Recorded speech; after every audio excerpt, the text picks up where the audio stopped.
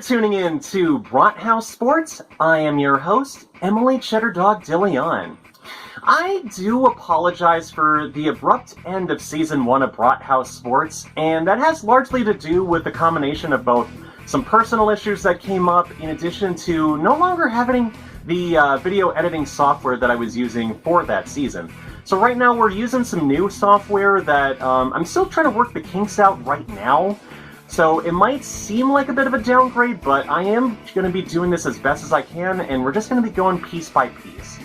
Anyways, let's get back into this show. Lawrence lofts it, picked off. Greg Newsome the second. Flacco throws, open man, could go. David Bell, touchdown.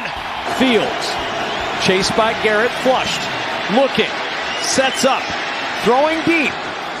Hail Mary, end zone, deflected, tipped and intercepted. Almost caught, and then a deflection into the hands of DeAnthony Bell. So what's been going on during this offseason?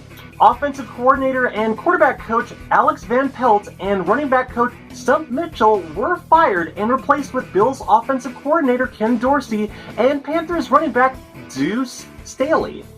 O-line coach Bill Callahan was released, and D-line coach Ben Bloom is joining Tennessee as their outside linebackers coach. Both have been replaced by Andy Dickerson from Seattle and Jacques Cesaire from Houston, respectively. Overall, it appears the Browns' current priority is to work on the weaknesses of the offensive line and running backs. It's not to say they aren't bad with what's already there, but more needs to be done to answer the injuries given to Nick Chubb, Jack Conklin, DeJuan Jones, and Jedrick Wills. But one thing I do agree with that someone said before is that the Browns should address the concerns with strength and conditioning. Overall, Ken Dorsey is okay, but should be able to work with Deshaun Watson to get him to Pro Bowl form, but he needs to be motivated. Duce Staley is a great hire to improve the running back core and especially get potential out of Jerome Ford. Offense will be the focus if the Browns want to capitalize on their 2023 playoff berth. So what happened in free agency? 24 Browns players went into unrestricted free agency. 7 players have signed with new teams, including Harrison Bryant to the Raiders, Sione Takitaki to the Patriots, and Joe Flacco to the Indianapolis Colts. Corey Bojorquez, Michael Dunn, Shelby Harris, Maurice Hurst, and Za'Darius Smith are returning to the Browns in 2024. As of yesterday, 12 Browns are still in unrestricted free agency, including Marquise Goodwin and Kareem Hunt. So, who did the Browns sign in free agency? We have 7 players, mostly on offense, that Cleveland signed between March 13th and the 20th. Offensive tackle Hakeem Adenaji and linebacker Jordan Hicks from the Minnesota Vikings and running back Nyheim Hines from Buffalo both signed with Cleveland on the 13th. On the 15th, the Browns added linebacker Devin Bush Jr. from Seattle and tight end Giovanni Ricci from Carolina. But it's March 20th that is the most notable for the Browns as it addresses moves to the quarterback core. On March 20th, the Browns signed quarterbacks Tyler Huntley from the Baltimore Ravens and Jameis Winston from the New Orleans Saints. Last season, Huntley was a backup to Lamar Jackson, where he made 21 completions on 37 attempts in 5 games. One of them he started in a 10-17 loss in Week 17 against the Pittsburgh Steelers.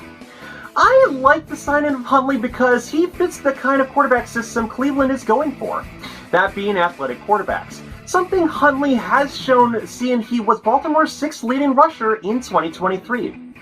As for Jameis Winston, oh boy.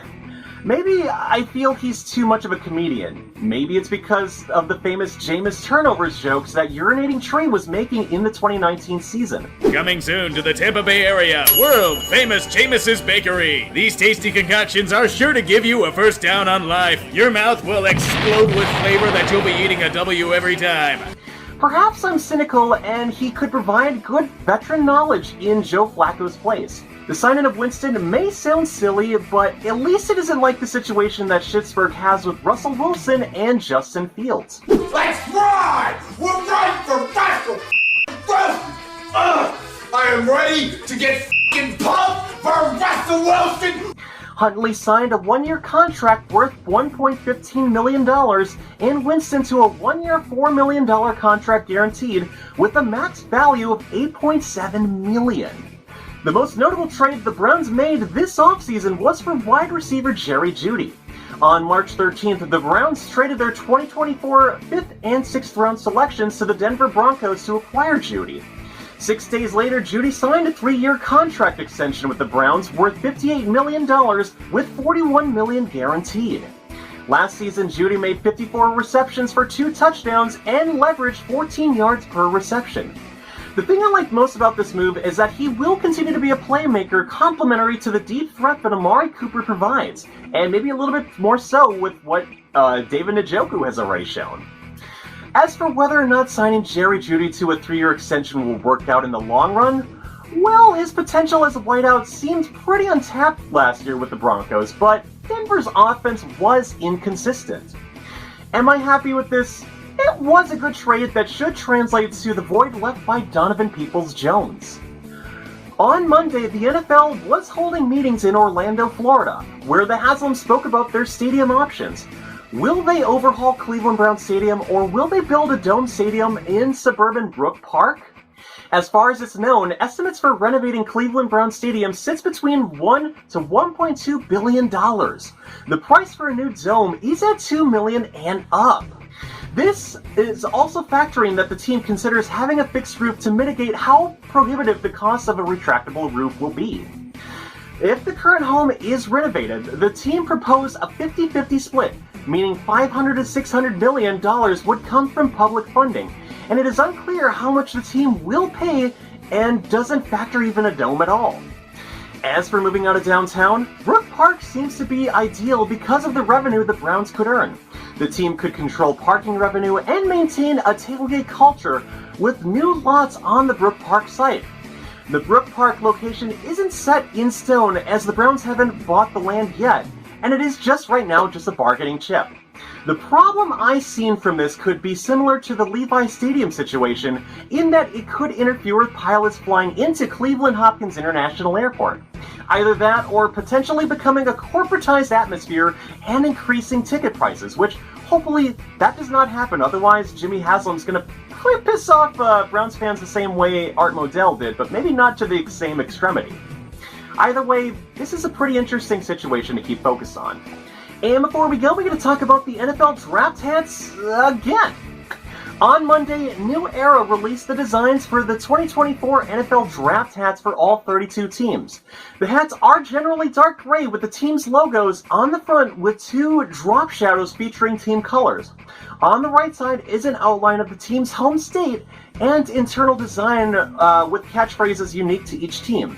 In the Browns' case, their hat includes an orange design of the state flag of Ohio in that state outline, and the dog pound catchphrase.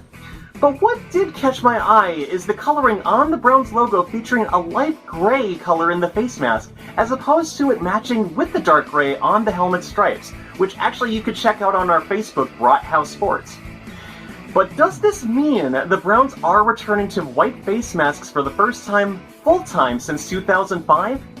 Apart from myself as of this week, Uniwatch writer Alex Hitter also speculated on if the Browns would return to white face masks full-time, noting that Rydell notified certain team retailers that the Browns would be one of the teams that with the new primary helmets this year. There is evidence that this should inevitably happen, and if anything, I look forward to this change. I'm nostalgic for them, and frankly enough, when I was a child, I always remembered the Browns with white face masks. Maybe it's just from the 90s nostalgia, or just the fact that my first Madden video game was Madden NFL 2003. I don't know. But that's really all I have to say about that regard. I think it's inevitable, and it could happen. And thank you again for tuning in to Brathouse Sports. Once again, I'm your host, Emily Cheddardog DeLeon. Please like and subscribe and turn on the notification bell, as I'd greatly appreciate it. It's also how you can find more of my videos and help me get through the algorithms as well. Once again, I'm your host, Emily Cheddardog DeLeon, and I will see you next time.